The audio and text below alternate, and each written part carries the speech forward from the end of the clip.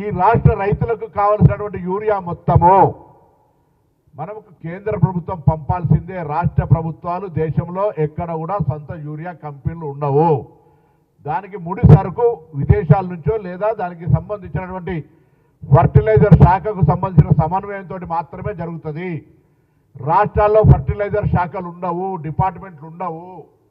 వ్యవసాయ శాఖనే ఓన్లీ సరఫరా బాధ్యతలు తీసుకుంటుంది.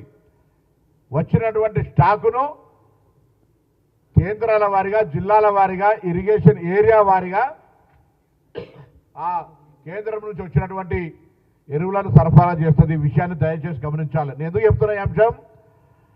రాష్ట్రానికి ఎరువులు వచ్చినా ఎరువులు రాకపోయినా భారతీయ జనతా పార్టీదే నాయకత్వం బాధ్యత వహించాలి.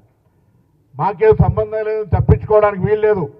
ముందస్తుగానే తెలంగాణ రాష్ట్ర ప్రభుత్వం శాఖ తరఫున గౌరవ మంత్రులు, ముఖ్యమంత్రి గారు అనేక సందర్భాల్లో తెలంగాణ రైతాంగానికి అవసరమైన ఎరువుల సరఫరా చేయమని అనేక సందర్భాల్లో డిమాండ్ చేస్తూ ఉన్నాం, కోరుతా ఉన్నాం.